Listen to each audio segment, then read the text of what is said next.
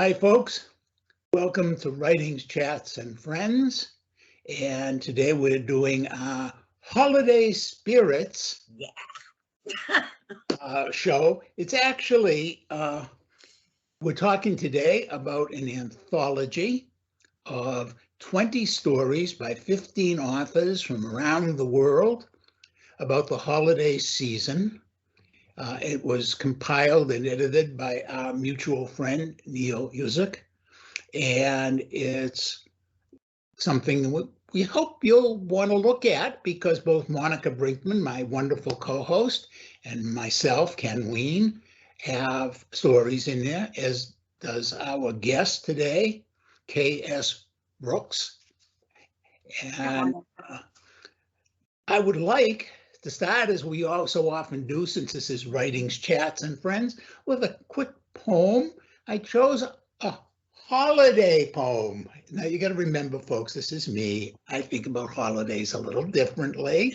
I can't wait to hear this one. This one is by Joy Haho, and it was the poet laureate of the United States a couple years back. And the name of this poem is Perhaps the World Ends Here. The world begins at a kitchen table. No matter what, we must eat to live. The gifts of earth are brought and prepared, set on the table. So it has been since creation, and it will go on. We chase chickens or dogs away from it. Babies teethe at the corners. They scrape their knees under it. It is here that children are given instruction on what it means to be human. We make men at it. We make women. At this table, we gossip. We call enemies and the ghosts of lovers. Our dreams drink coffee with us as they put their arms around our children. They laugh with us at our poor falling down selves and as we put ourselves back together once again at the table. This table has been a house in the rain, an umbrella in the sun. Wars have begun and ended at this table. It is a place to hide in the shadow of terror, a place to celebrate the terrible victory. We have given birth on this table and have prepared our parents for burial here. At this table, we sing with joy, with sorrow.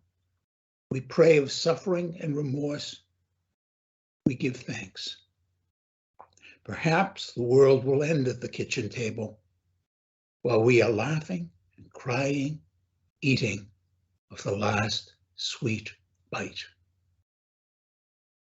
And somehow that poem by this wonderful Native American poetess reminds me of the sweetness, the joy, the terror, the anticipation, and all the great emotion that goes into holidays. Kat, what's your first memory of the holiday season? Oh gosh, I don't even know. I think it was when we lived in California, which was probably like 1972.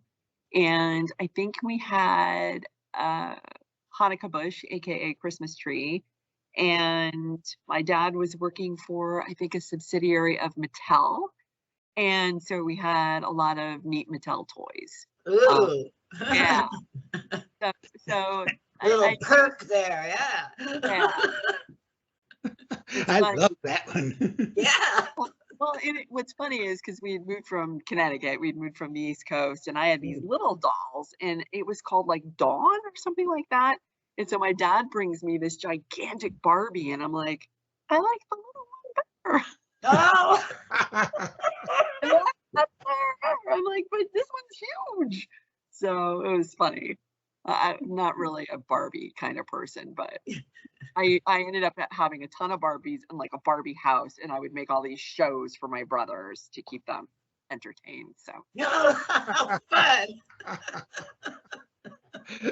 Monica, what's your earliest memory of the holidays? I don't know. I think probably it was when I was quite young. And I remember in my stocking and in my brother Mickey's stocking, we had these monkeys. And we called them Philip and Aurora from Sleeping Beauty. And we just fell in love with them for some reason. And we had to have one every year after that. There had to be a monkey there. Were they plush toys? They were stuffed monkeys. And I don't know what it was about. I mean, they were just looked like little stuffed monkeys, you know. But That's cute. good memory. Yeah. Mhm. How about you, Ken? Well, my earliest memory of the holidays, okay, I have to add, my parents' anniversary was Christmas Day. Oh, geez. So I'm not quite sure why they opted for that. Of course, we're from a Jewish background also. Mhm. So I guess it meant that it was easier to get reservations at the restaurant or something. So I grew up thinking that Christmas celebrated my parents, which they sure I understood. But then when I was about, I must have been 8 or 9 years old, I went for the first time to religious school, you know, and I learned that there was something called Hanukkah. And we had never celebrated it. My mother celebrated Hanukkah? My mother's father was an atheist, and my father's parents were so religious that he had driven him away from religion. Oh, I see. So basically, we didn't celebrate it at home. But now they, you know, in order to fit in to the temple and the community, they insisted my brother and I go to school, to the religious school. And of course, the school said, well, I won't go into that. That's a whole other topic. Anyway, so I went and I learned about this holiday. And they're telling me all these wonderful, wonderful things about this holiday. You know, we're going to get presents and we celebrate and all of these things. And they give us a box of candles.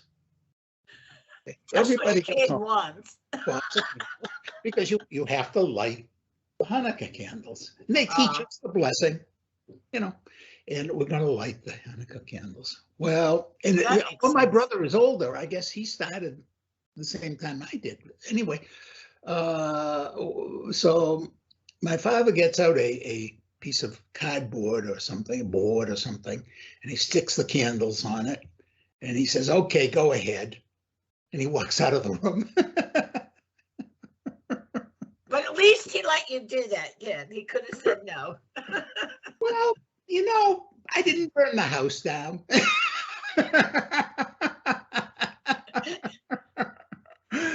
But you know, I made up for it later on. And the way I've made up for it later on is I now celebrate every holiday I can. And so getting back to holiday spirits, the name of this book, for which the three of us have written stories, I went with Yalda. Have you ever heard of Yalda before my story? No. And if that's what made it so interesting. Yeah. Okay. This is a Persian holiday, right? And it's happened. Why do we have all these holidays at this point? Because it's the winter solstice. Mm-hmm. And Lord knows we all need, in the middle of the winter, some holidays, right? Oh, we have to. They should extend things into January, February, and March, too. I mean. Right. So I went with Yalda, the winter solstice holiday of Mithra, which is the religion that preceded Christianity. This was the dominant religion, actually, in the Roman Empire, among the soldiers and all, before Christianity came along. Yeah, I never knew that. So anyway, that's how I picked my story. Kat, how did you pick your story? I really don't know. It just kind of came out. And Mr. Pish is my children's book character. He was my Jack Russell Roughcoat Terrier for about 8 years or so. And he passed away in 2013 when he was 16 years old. So he had a good life. Mm-hmm. But always like to, we have a flash fiction contest on indiesunlimited.com, a site I run, and every once in a while I would just see the picture prompt and get an idea with Mr. Pish. And the next thing I knew, Mr. Spock was in the stories with Mr. Pish, and I'd written about 5 of them. And so Neil had invited me to be in this anthology, and I was racking my brain thinking, God, our holiday, Hanukkah, is not the dominant holiday, so I kind of just like lay low during the holidays. So this is like a double challenge for me. And next thing I knew, I was just thinking about Mr. Pish and Mr. Spock because they have such good chemistry together, and I don't know, it just kind of came out. Now, you're talking about the Mr. Spock from Star Trek, right? Yes. Yes, Leonard Nimoy Spock. Yes, Leonard Nimoy Spock. Who is, by the way, folks, if you didn't know this already, Leonard Nimoy was not just Jewish, but he was fairly well steeped in Judaism, and he was also a Kohanim, which means he was descended from the line of the priesthood. I never knew that. Yeah, yeah. And that thing he does like this, Yeah. that's actually the Kohanim blessing when they, at the end of the service. When the priest would, that's how they would hold their hands as they were blessing the congregation. And yeah, Leonard Nimoy was very, very well steeped in the Jewish tradition, and a wonderful actor, and a wonderful Dr. Spock, the Vulcan.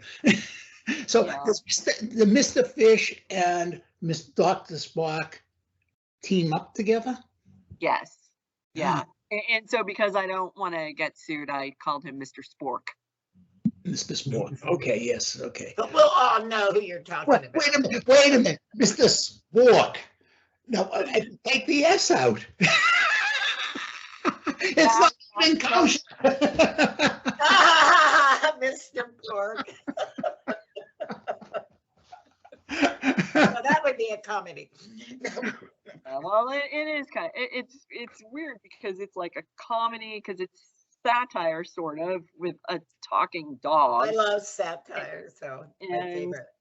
but sort of serious at the same time. So I really still honestly don't know how it happened. Well, folks, I got to tell you, Monica, I know you enjoy it. I know I enjoyed it. It's a really fun read. And Monica, Is. what's your story about? For me? Yeah, you. My story is about a young man in high school and his friend who he confesses a deep secret he's been holding inside for a few years about the holidays. And, you'll have to get the book to find out what that secret is and how it's handled, though. I really identified with that. I identified with that a lot. Yeah. Well, thank you. Yeah, I did too. I think, I'm going to tell him the secret. Okay, I'm going to tell. Hey, folks, the secret is that this guy, he really was into Festivus. That must have been it. Festivus, yes. The only one that celebrates it. Yes. I don't think we'd have a Festivus story in the book, do we? No, but we probably should have. I think it's actually Jerry Seinfeld has it copywritten or something. Yeah.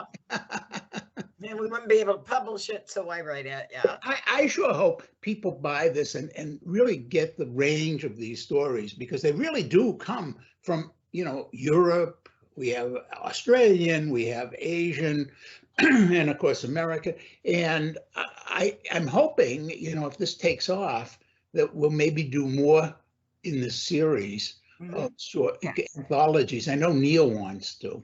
He and I have talked about it a little. And not just, the winter solstice stories, which of course are Christmas, Hanukkah, New Year's, Yalda, and a few other things. But also, maybe the Halloween time we could do. I would love that one. Yeah, summer holidays. Yeah. Yeah. It's fun. One of the horror great writer. things about this, folks, is that we actually, although Monica wasn't able to make it, a bunch of us got together on a Zoom call to talk about the book and share. And that was so much fun. I love that kind of cooperative work. Have you ever worked in a cooperative way like that before, Kat? Actually, I run indiesunlimited.com, which is a entirely free website for writers. I mean, we don't sell advertising or anything. And there's a staff. At one time, we had a staff of almost 30 writers. But we sort of, as time went by, we whittled it down to about 15 authors at all different stages of their careers. And so I love it because there's like that support and that network of people who understand. Yeah, but it's for indie writers, right? Right. It's for all writers. But we have our inside group, that's the staff. It's a secret group on Facebook. And so we're always, communicating in there. We also have an Indies Unlimited fans Facebook group where people who are not on staff can join. But it's just, it's sort of like a club because you all have that same passion and that same interest, and you can identify with the problems and the challenges and the successes. So it's, yeah. Okay. Well, the only reason I asked is if you're not an indie writer, you wouldn't even think to join the group. But if you take all writers. Yeah. Oh, yeah. Well, indiesunlimited.com, we take all writers. We have. Okay. Well, good, folks. There you go. There's another source. Yeah. So, folks, since Kat mentioned Facebook, one of the links that we're going to have down below in the description of the show is the Facebook page for Holiday Spirit. And I think, why don't we also have Kat's website in there? Yes. K.S. Brooks. By the way, if you're looking on Amazon for her, don't look for Kat, look for K.S. Brooks. But we're going to have her website on there as well. And maybe we could throw in the indie group as well for any writers who happen to be listening. And now, when is the book going to be available for purchase? Do you know, Kat? I believe Neil was saying it would be available before Thanksgiving. That's for the, I believe, the ebook and the soft cover. Right. He's hoping to have a hardcover version by December 5th and an audiobook by the middle of next year. Yeah, not just because I'm in this. If I hadn't written a story, to me, what a wonderful present for the holidays. Absolutely. And folks, what Monica's going to do is, as soon as we have a purchase link, we're going to add it onto that description. We'll go back in. So if you don't see a purchase link, join us on Facebook on the page, and you'll get it that way. But also, we'll have it here as soon as it's available. And they'll be the first to know. Yeah. And I want to tell you, it really is a great, fun read. It is a lovely group of authors. I was so pleased that Neil invited me to be part of it. I am also. Yeah. And as Monica said, this is a wonderful, wonderful present. And you see, you can price your present. I mean, seriously, if you don't have a lot of money to spend and you want to give a very thoughtful present, most people have a way to read ebooks now. It may not be a Kindle, it may be it may be online, on their computer, but most people have that. So that's much less expensive than a print copy, which is going to, soft covers copy is going to be less expensive than the hardcover copy, and but that's the way the world. Yeah, it's according to who you're buying the present for, because some people, they want to hold that book in their hand. Well, it also depends on how much money you have to spend. I know a reader will read anywhere, online, Kindle. Right. But so please look for it, enjoy it, and please remember to tell people about Writings, Chats, and Friends, because the more people who come to listen to our podcast and follow us on YouTube and follow us on Facebook and Twitter, well, then that means that Monica and I get, what do we get, Monica? What do we get? I don't know. Just more pleasure. What the heck? It makes us feel good that somebody cares. Exactly. People, I don't know about you, Ken, but when people ask me, what the best advice I can give somebody who's going to become a writer is, I tell them, learn a trade so you can afford your addiction. Yeah, we were That's good talking advice. about muses on another podcast we did, how they get in your head, and you don't have any choice. You have to write. Exactly.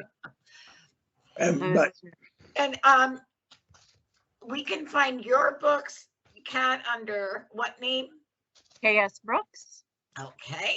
So folks, please be sure to check out our Kate's books because they're excellent. Oh, thank you. And I hope you'll think about giving this wonderful present to someone that you love dearly, because it's something that it's going to last them a lifetime. Yep. Yeah. It's a great gift. I would love Well, it. And I think one of the great things about it is there's so many different styles of stories, and there's some very serious, there's some tear jerkers, Yes. there's some comedy, there's some demented time traveling dogs. So there's something for everyone. And the great thing is that if you're commuting or something, and I know not a lot of people are commuting now because of the pandemic, but if you are, you can read a story on your train ride or your bus ride or whatever. And then soon do it on the the audio version on the listen. car. That's right. Yeah. That's right. Kat, thank you so much for joining. Monica, I know you're going to now have something special for us. Oh, yes. Watch. We always try and add that little extra. So, Kat, again, thanks so much for joining us. Thanks, Kat. Thank you for having me. Nice to Okay, see you guys. folks, I know you're going to enjoy this. So here you go. Bye-bye. Bye. Bye.